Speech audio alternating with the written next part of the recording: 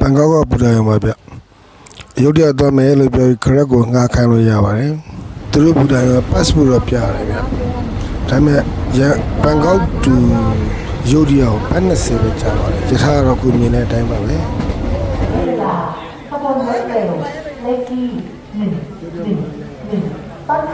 ကျွန်တော်အခုရုတ်တရက်ရောက်သွားပါပြီရုတ်တရက်နေပြီးတော့အခုဒါပူတာမှာတပ်ပုံရပြီးရုတ်တရက်ဝင်ပေါက်ထဲကိုဝင်ပြီးတော့ရုတ်တရက်ထဲမှာရှိတဲ့တစ်ချိန်ကကျွန်တော်တို့ရဲ့အမှားတွေရှိခဲ့မှုတွေဆိုတဲ့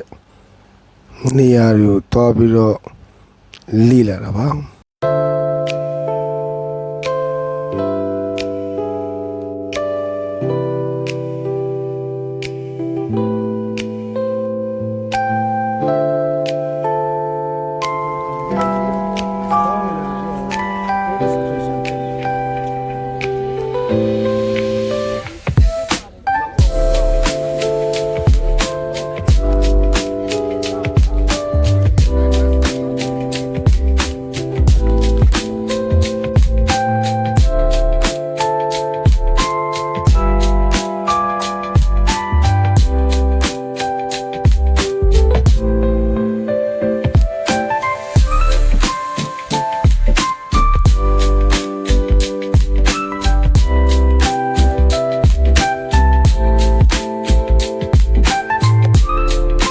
ရုတ်တရက်ပကံရဲ့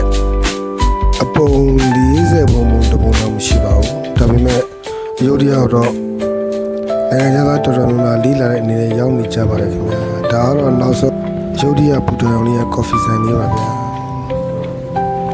အားလုံးပျော်ရွှင်မှုနေလေးပြကြပါစေ